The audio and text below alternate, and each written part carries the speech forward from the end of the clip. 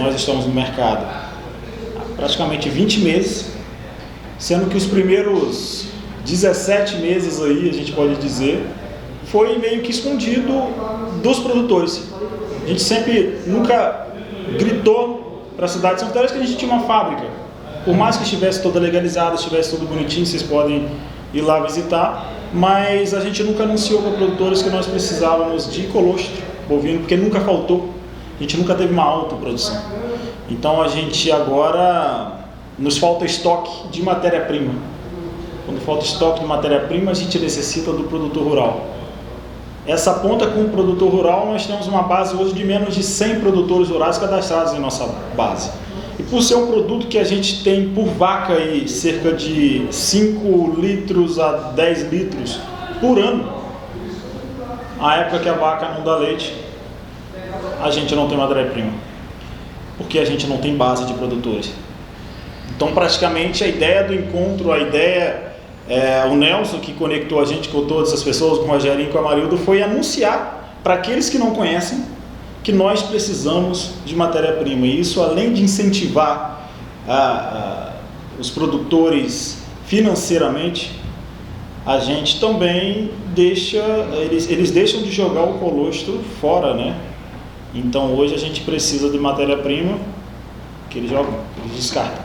O colostro é aquele primeiro leite de todo mamífero. O colostro é aquele alimento, a gente chama de superalimento, porque é o alimento que o mamífero passa as primeiras 72 horas. A gente vai falar especificamente aqui do bezerro. Então o bezerro, quando nasce, ele passa as primeiras 72 horas só vivendo do colostro. E é a partir daí que ele consegue, falando do bezerro, do animal, ele consegue evoluir. A gente tem até uma analogia que é verdadeira, que quando um produtor rural vai às 3 da manhã saber que uma vaca deu cria, e lá o bezerro está como se estivesse morto. Você tira ele, coloca o colostro na mamadeira e dá o bezerro, é 15 minutos. E a importância dele para o ser humano, na Europa o colostro era muito difundido pelos fatores de crescimento, a gente chama de IGF-1, fatores epidérmicos, fatores imunológicos como IgG, IgM, IgA.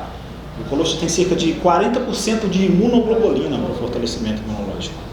Tá? Então há 20 meses que a gente vem trabalhando com atletas. Nosso público principal é atletas, mas também pessoas acima de 60 anos que precisam de imunidade. Então o colostro é muito rico em duas coisas: imunoglobulinas e proteínas e fatores de crescimento. A gente faz essa fabricação e hoje a gente tem a honra de dizer que nós somos a única empresa, a única indústria de colostro da América do Sul. É uma coisa nova que a gente está buscando e o motivo do encontro é aumentar. No ano de 2021, a gente coletou cerca de 30 mil litros de colostro. De 2 em 2, de 4 em 4 litros, de 5. Meu pai saía coletando. Então, ano passado a gente conseguiu essa base que sustentou a gente em uma pequena escala, porque nós dependemos do maquinário também. Esse maquinário, ano passado ele era muito menor, muito inferior. Esse ano a gente tem um maquinário 5 vezes maior. E só para um cliente hoje eu preciso de 40 mil litros ano para fornecer para um cliente. Para fornecer para o resto dos clientes, hoje nós temos a previsão de captar 90 mil litros de colostro esse ano.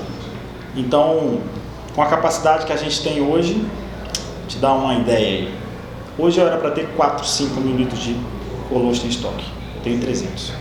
Essa coleta você faz só em São Fidélis ou outra cidade? Atualmente apenas em São Fidélis, vamos ver esse encontro, que é para expandir. Hoje, mais cedo, a gente foi apresentado o Paulo Ney apresentou a gente a um produtor rural de Cantagalo que vai produzir em alta escala, e já existem outros que produzem em alta escala o colostro. Ele, por exemplo, falou, olha, no mínimo 150 vacas dando cria aí no ano eu tenho, e cada vaca vai dar de 15 a 30 litros de colostro.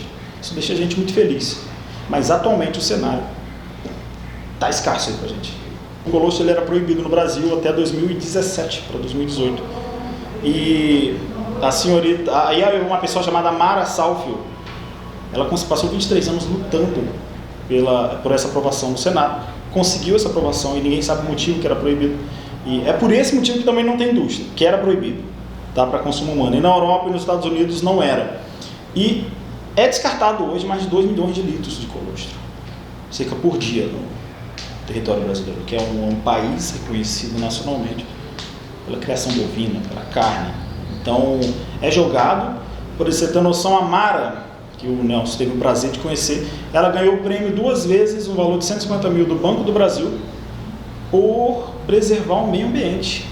Porque o colostro no meio ambiente, o descarte dele no meio ambiente na terra é muito grave. Então, 2 milhões de litros todos os dias no meio ambiente. Então, hoje é descartado 100%. E sem ser a nossa indústria, hoje a gente não... Assim, eles não têm utilidade, existe uma utilidade.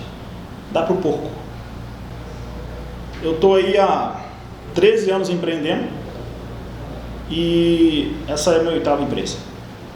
Na pandemia eu perdi uma empresa em março de 2020 que estava começando a pandemia. Eu já tomava colostro para correr. Eu gostava de correr com colostro, e o colostro, por curiosidade, na Nova Zelândia ele é muito difundido e existe o melhor colostro do mundo na Nova Zelândia. Eu falei, cara, será que é difícil? Será que montar uma empresa de colostro aqui é legal, é fácil ou não? Óbvio que eu sabia que era difícil. E foi um desafio, e até hoje é um desafio.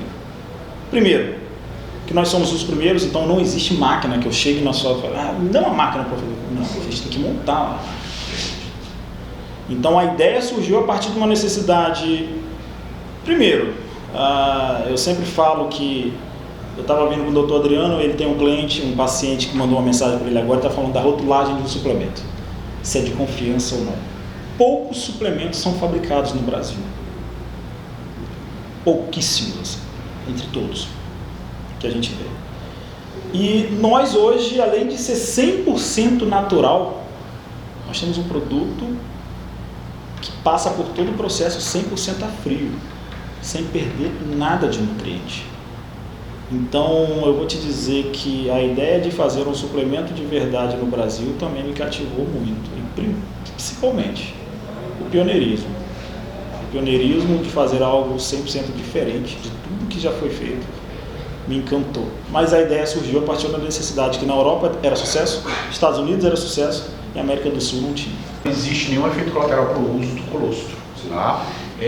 Os intolerantes à lactose, ele, claro, tem que ser adaptado, tem que ser conversado com o médico desse paciente para entender se existe alguma contraindicação. Mas até então não. E o motivo pelo qual a proibição? Muitas coisas no Brasil são proibidas a partir do momento em que a amostra apresentada não apresenta resultados satisfatórios. E é simplesmente proíbe. Como a creatina já foi proibida.